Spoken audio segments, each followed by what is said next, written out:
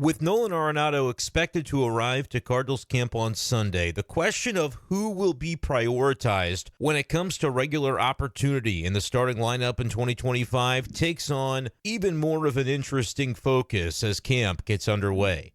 What's going on, everyone, and welcome into this edition of B-Schaeff Daily. Brenden Schaeffer with you, evening hours as we speak here on Saturday night, February 15th, 2025. The Cardinals are just about ready to kick off full squad workouts. The first official full squad coming on Monday, and tomorrow, Sunday, is when we expect a lot of the position players to have reported. Nolan Arenado, we think, will be among those position players on Sunday. I believe he posted to Instagram a picture indicating he was getting ready to fly from Southern California down to Florida. So whether we see him in the morning on Sunday or later on during the day Sunday remains to be seen. But the point is he's coming. And based on all indications, Nolan Arenado is going to be on this team, at least to begin 2025. And look, there's obviously going to be, I guess, some awkwardness as it pertains to his arrival.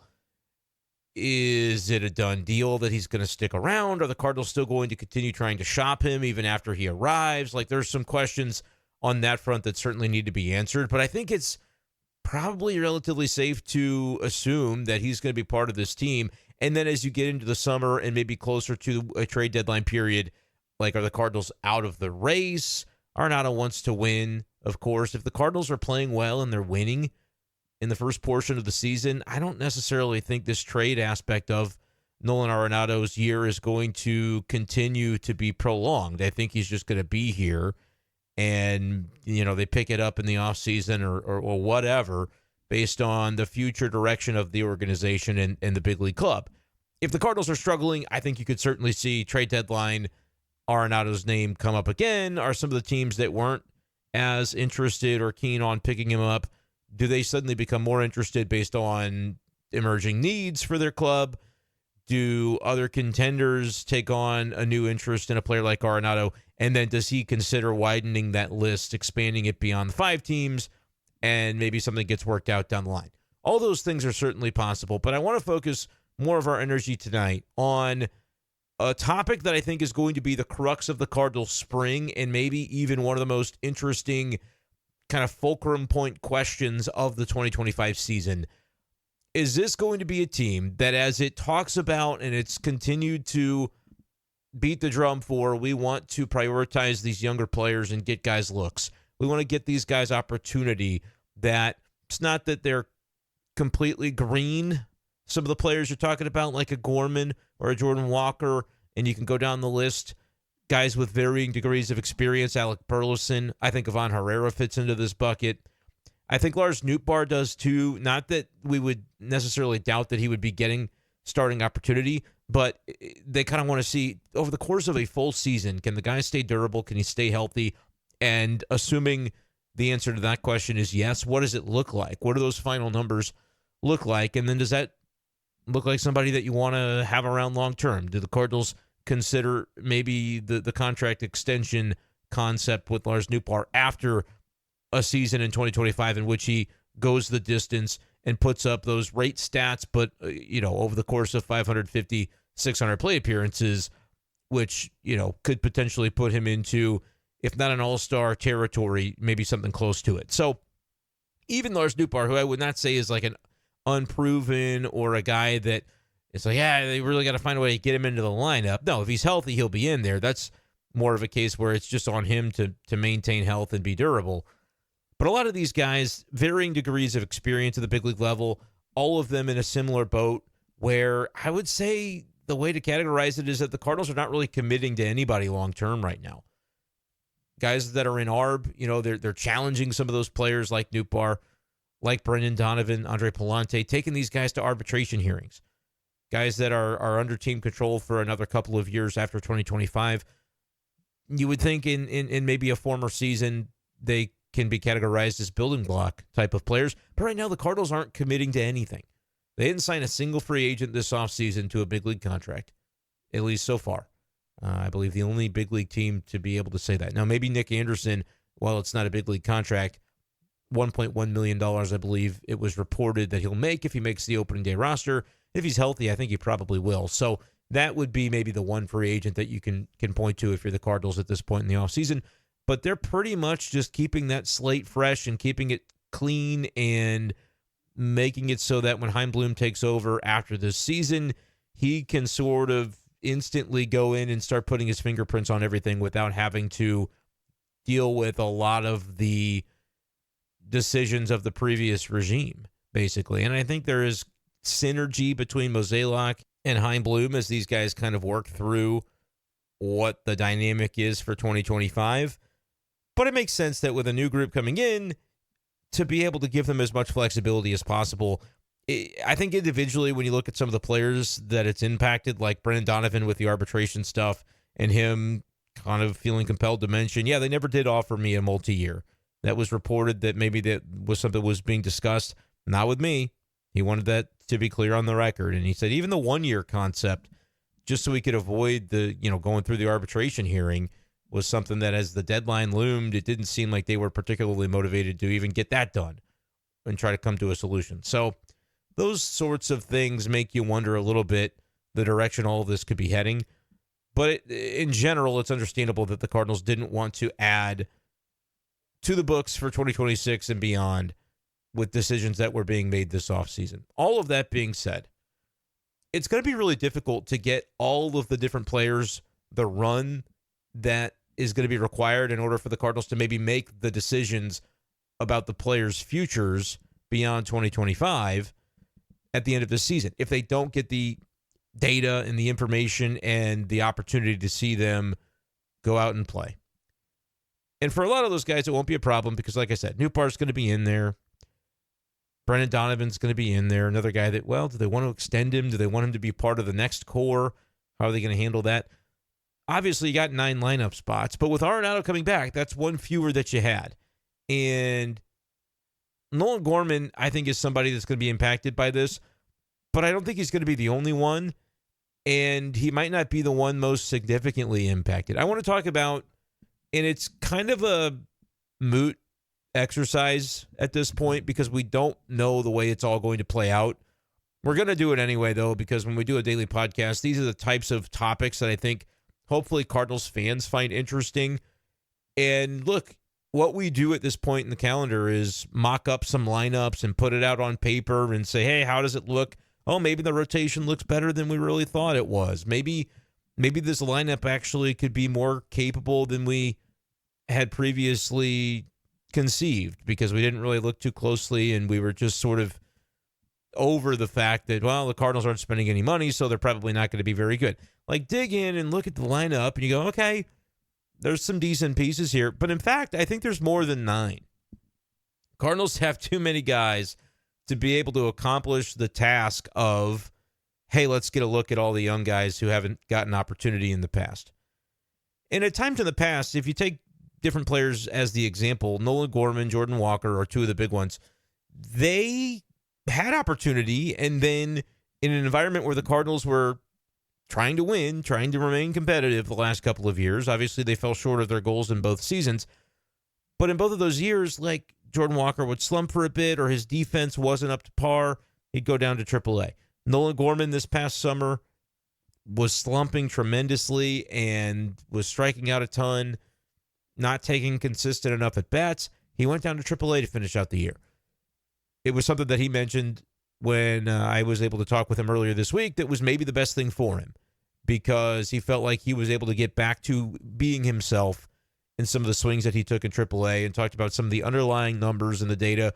Even if his Memphis Redbirds stats last year weren't jumping off the page, he felt like the things that were happening in terms of the process rather than the results were what he needed to get himself back on track heading into this offseason. He's been working with Brant Brown, the new hitting coach, and Gorman seems to be in a good spot heading into the beginning of spring. We'll see what that looks like when games actually begin for the Grapefruit League. And, of course, the real important thing is regular season. What does it look like when Gorman gets into the box against other MLB teams and the numbers count? That's going to remain to be seen. But the Cardinals want to give him opportunity. It just feels a little bit tricky because, in past years, those guys got opportunity. They just didn't get unlimited opportunity. It wasn't runway without end. The Cardinals wanted to be competitive in those seasons, and so when guys were struggling, even though they're young players and you don't want to bust the confidence of a young player, the Cardinals, and whether that was Oli Marmol's doing or whatever the reasoning behind it, if it was Mozeliak's doing, because Marmol would play a guy, but eventually that guy gets sent to AAA, so then you can't play him anymore, or Marmol wasn't playing a guy, like in the case of, I can think back to Walker's rookie year, there was a stretch out there in San Francisco where he was riding the bench for a couple of days in a row, and it was like, all right, if Walker's not going to play, maybe he needs to be in AAA where he's going to get opportunity because he's just a 21-year-old kid trying to get acclimated to big league baseball. And sure enough, later that week, they sent him down.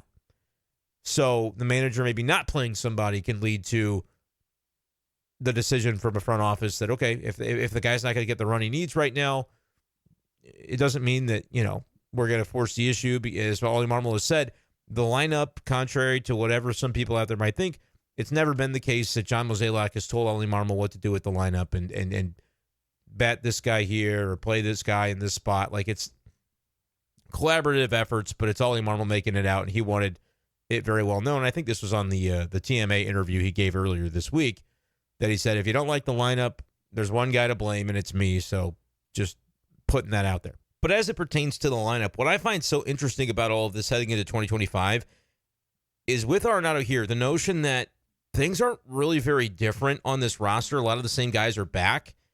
And if that's the case, which it is, outside of really Paul Goldschmidt, you've got all the position players that would reasonably be vying for starting opportunity from last year back on this year's team, while adding in, like, hey, maybe Victor Scott has more of a reasonable chance to crack his way into the rotation of legitimate playing time if he has a great spring.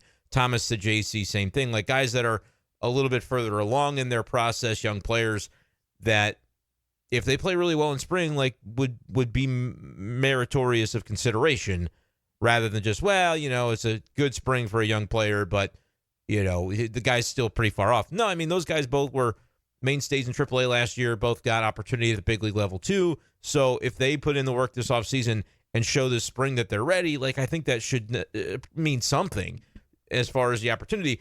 But the roster, the way it's set up, there's just not the flexibility, I think, to accommodate.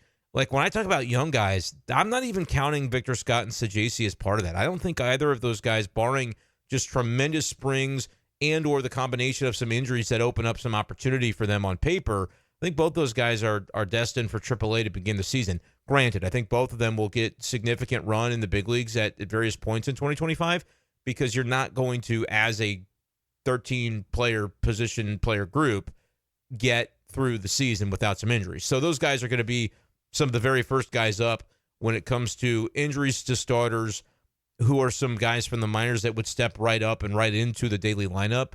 But the reason they're not going to be on the big league club at the beginning is because they need to have the path to playing time. It's Victor Scott, it's Sajaci, in my opinion. However, what's interesting about all of this is, if it's not all that different from last year, what's going to actually change to make this the year of the reset and the retool and giving opportunities to these players? Where does that come from if the roster looks the same? We've said a lot about it, right? The Cardinals have talked publicly about, hey, this is what our plan is.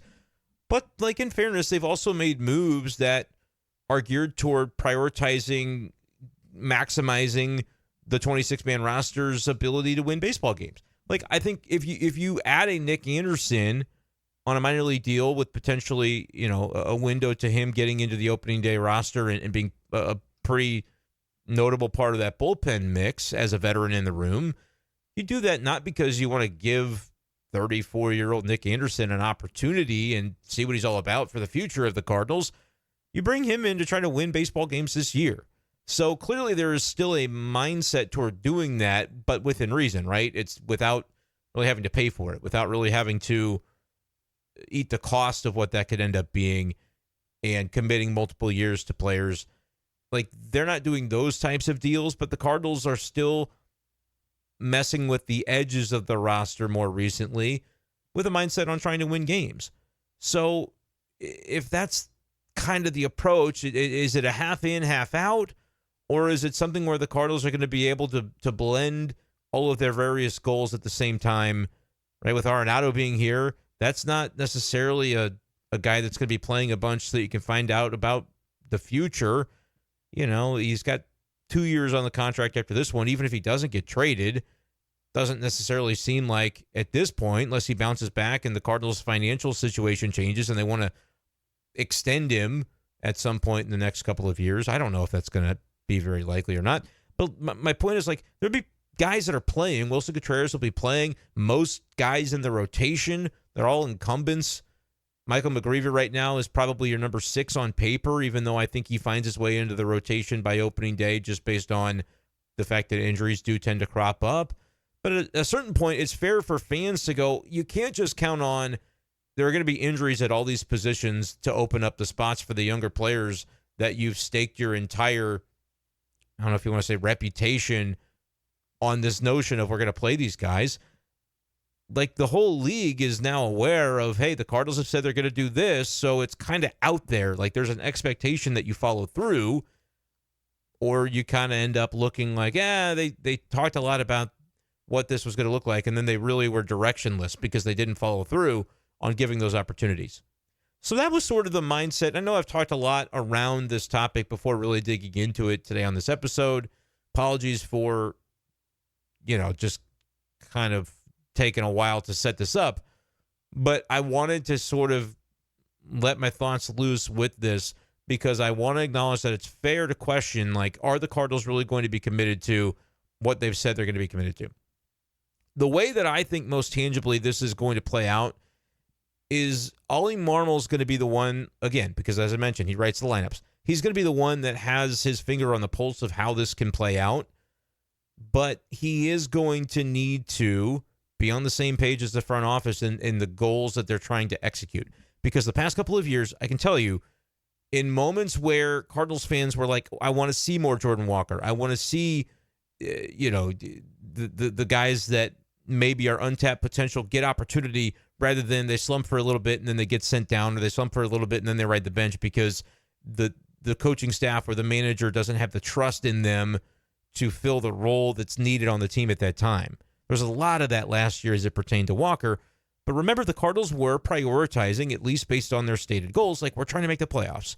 They obviously fell short, and I think at some point in the latter portion of the year, they realized that was going to be the case, and they began to slowly, especially in September, kind of shift toward, hey, get the JC in there. If there's a guy that's got an injury, you can kind of take the rest of the year off. We'll go on the IL.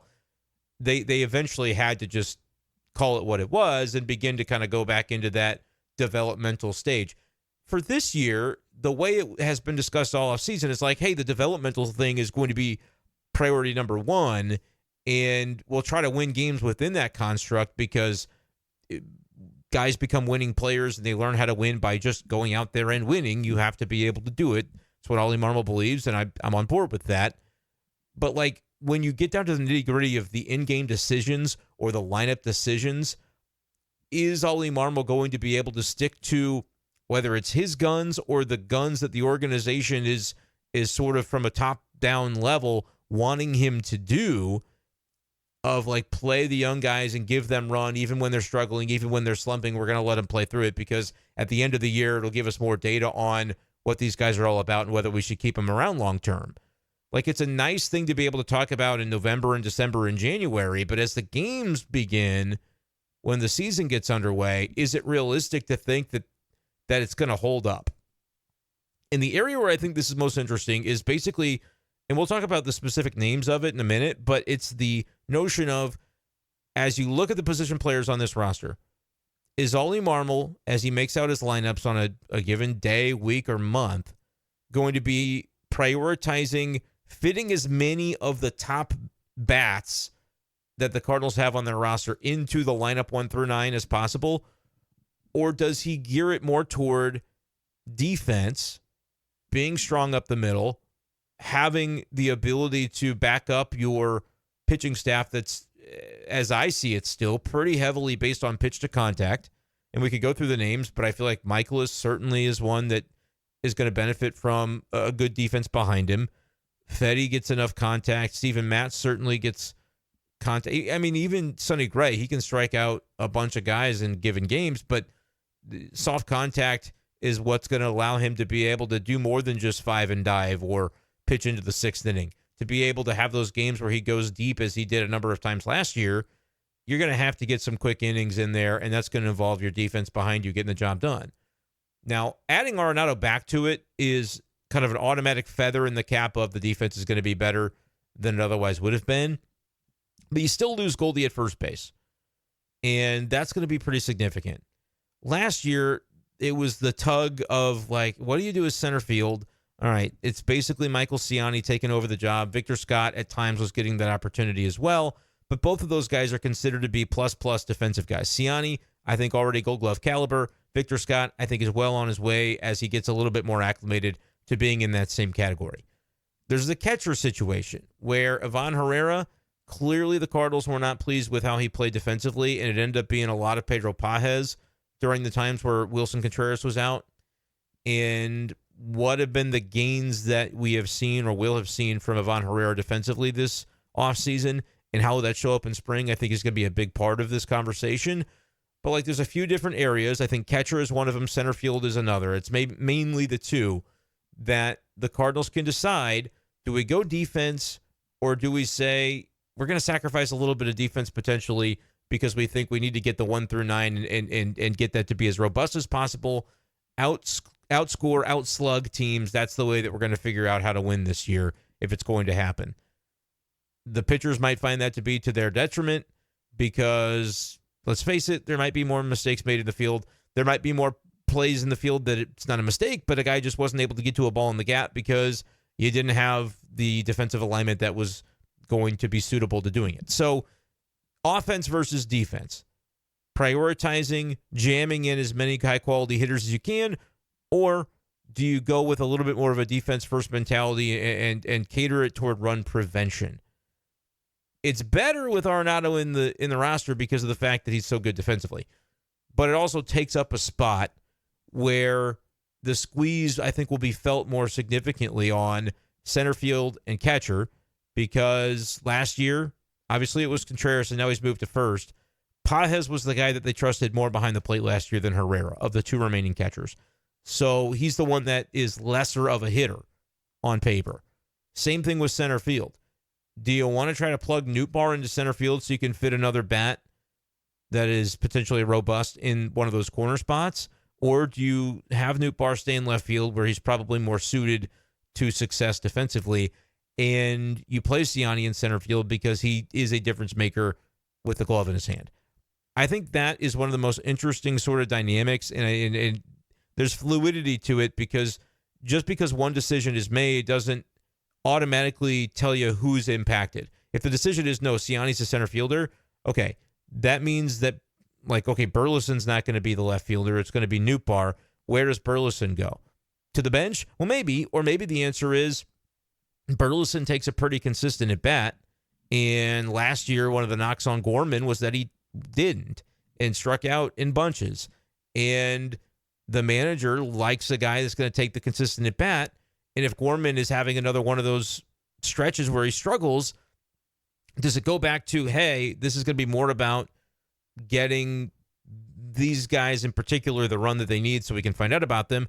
Or is it like, well, Burleson's a young guy too, Gorman's a young guy too, Herrera's a young guy too. We have to put them all in the same bucket and can't really have favoritism over like who should get those daily opportunities. There's just not enough spots for all of them to be able to do it if the decision is made to play Ciani in center field.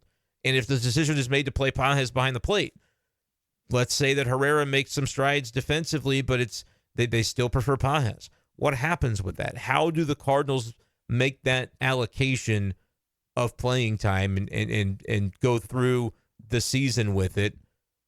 What happens there? I think is such an interesting question. So I tried to find a way to ask it this morning, understanding that it's not one that really can be answered definitively right now, because there's a lot of things that can still happen.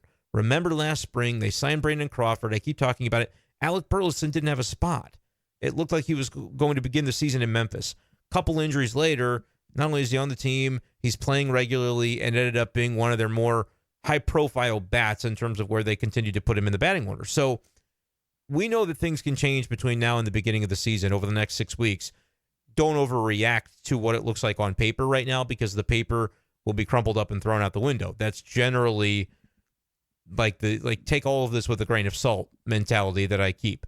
But we're asking questions. We're trying to report on the team and get an idea for the direction that they're going to go.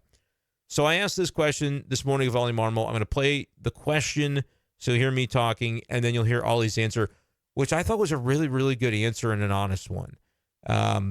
It may not give you the definitive lens into like how the Cardinals are going to go about answering this. I can speculate with you on what I think is going to happen in a world where everybody kind of stays healthy and the squeeze remains when you get to the beginning of the regular season and these decisions actually have to end up getting made.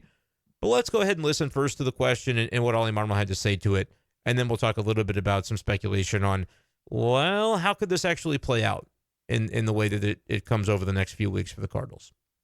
Oli, with a staff that has a number of guys that can thrive based on pitch to contact, inducing weaker contact, the push-pull between defense first lineup versus trying to prioritize offense is obviously a ways off at the start of the season, but how do you kind of view that going into this camp where you're kind of evaluating a few different spots, I guess, in that regard? No, I've spent a decent amount of this morning thinking through exactly that. It's a really good question, and I think it's one that there's a lot to your question.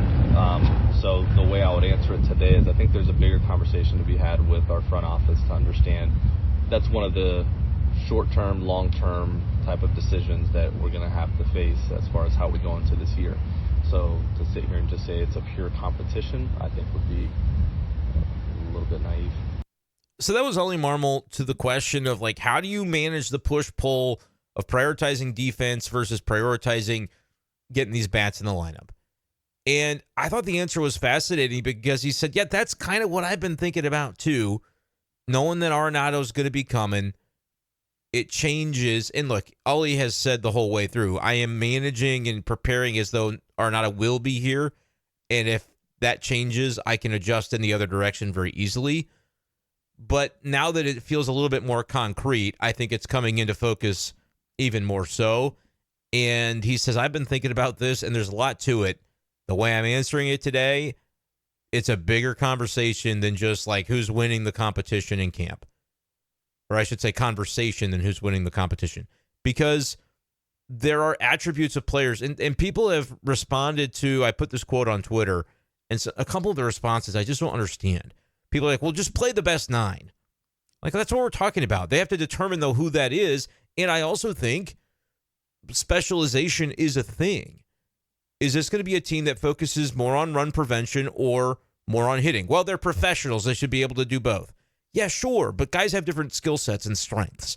Siani, as much as he's coming along offensively, and he had a good double off the left center field wall against Graceffo today in live BP, as much as he's trying to continue to make those strides offensively, and I think can have an exciting skill set at the plate, his primary calling card is going to be his defense. If you put Lars Nootbaar in center field, he's not going to be Michael Siani out there. We don't have to pretend like, well, they're both professionals, so they should just be able to do the job.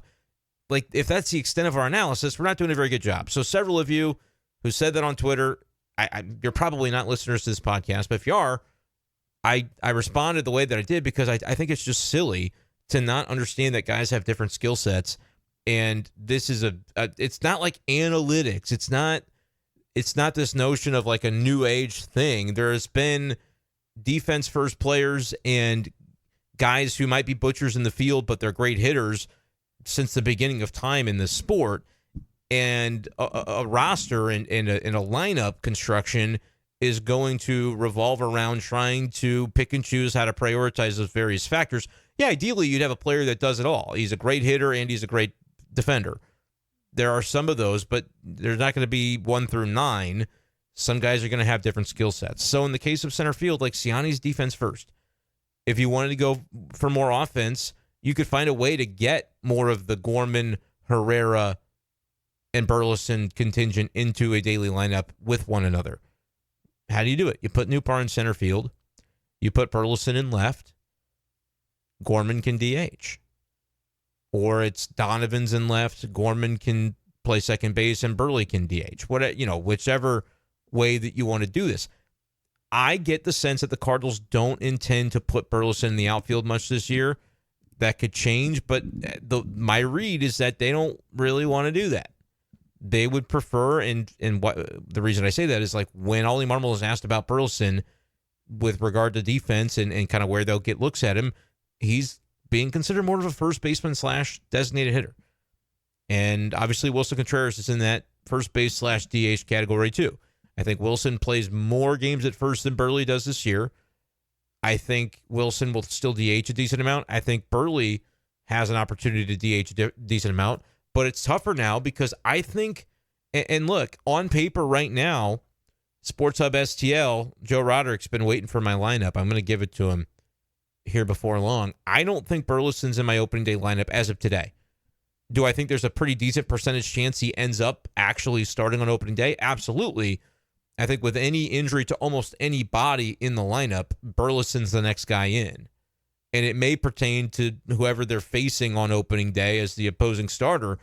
And if it's a righty that Burleson just matches up really well against, he's probably in there anyway. And the day one lineup doesn't look like the standard lineup. They do it a little bit differently that day because of the way that the opponent demands it to be based on the matchups. Like that's a certain possibility. But the way that I look at it right now, I think 1 through 9, Burley's probably not in there on paper, even though I think he's going to get a ton of opportunity during the season. It's a case where I don't know that the Cardinals, and look, Oli Marmol said that's a short-term / long-term type of decision, and we have to face it, and we have to talk about it with the front office to understand, get everybody on the same page. And you might say, well, why haven't they done that yet? Because it's too early to have to do that yet. That's all going to come in time. That's going to be what they're doing over the next 6 weeks and kind of planting their flags on certain players based on what they see and what they project and going from there. But I just thought it was so interesting because Ollie said, it's not just a pure competition. You have to factor what these skill sets are. What are we trying to accomplish as an organization?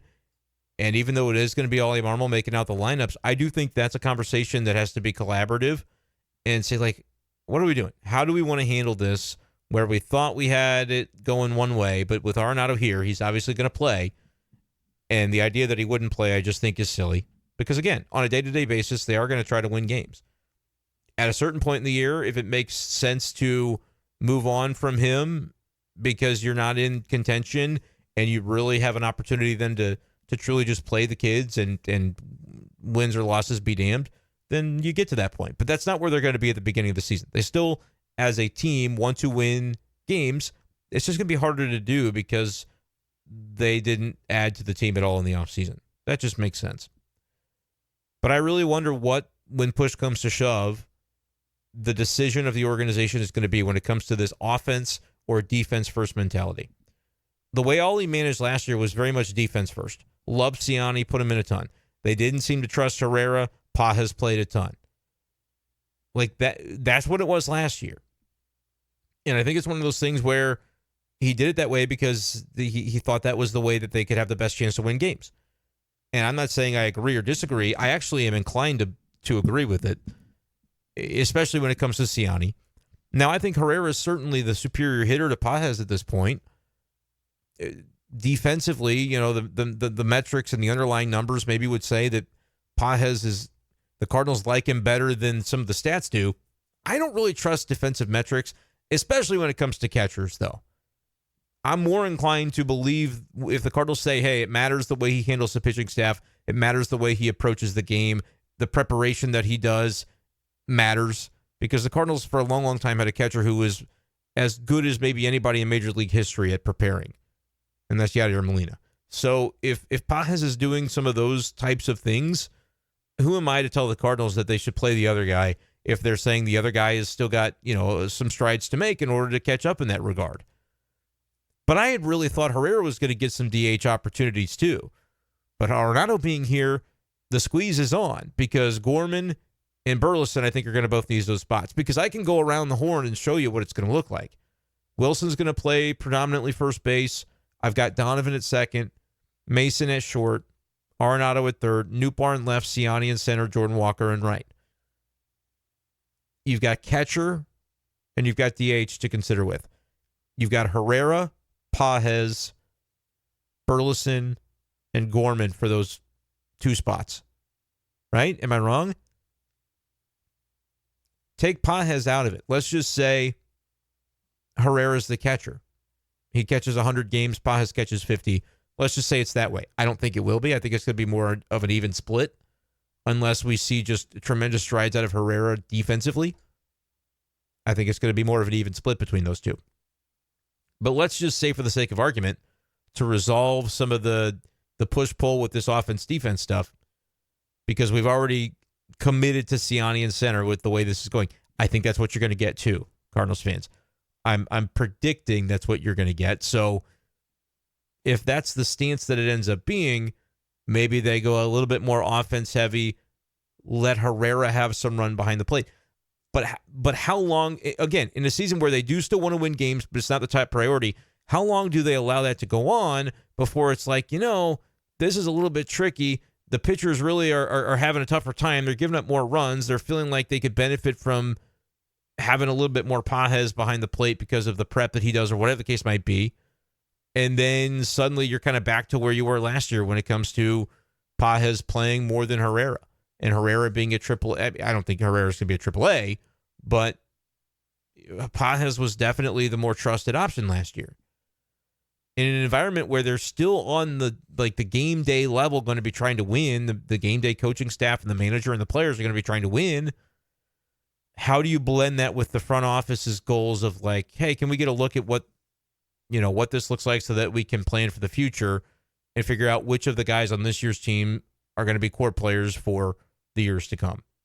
It's a fascinating question. And maybe the standings help to inform it, because if they start off a certain way, that can sort of guide the way that they approach it the rest of the season.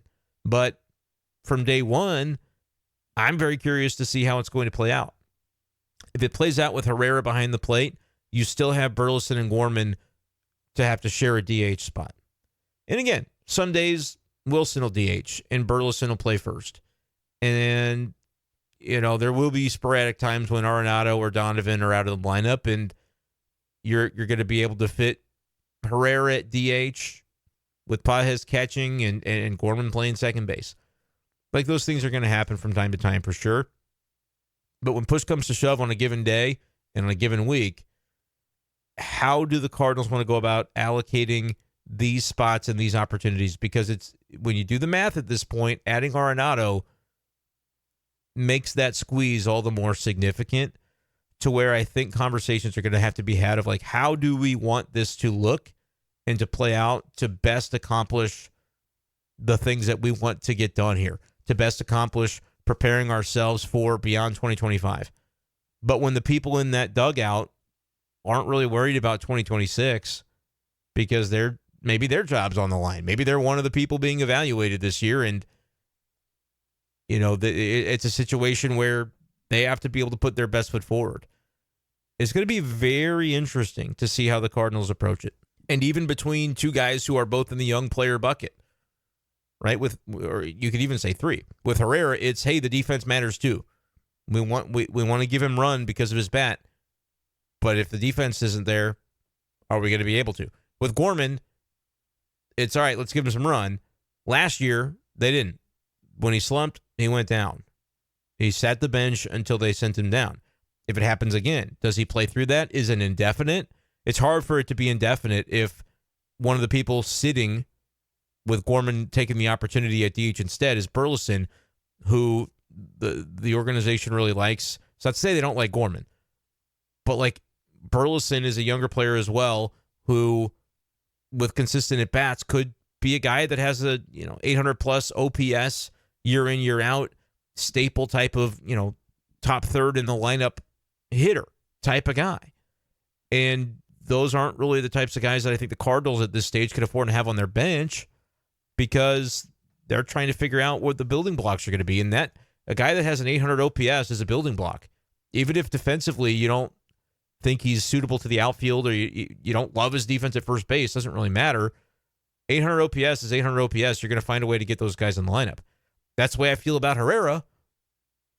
That's the way they feel about Burleson. It's going to be a squeeze to be able to do it all unless everybody's on the same page about how they want to do it. And maybe none of it actually comes to fruition because 2 guys get hurt over the next month, and instead of having 11 guys or 12 guys for 9 spots, you have 9 or 10 guys for 9 spots, and it gets a lot easier to maneuver.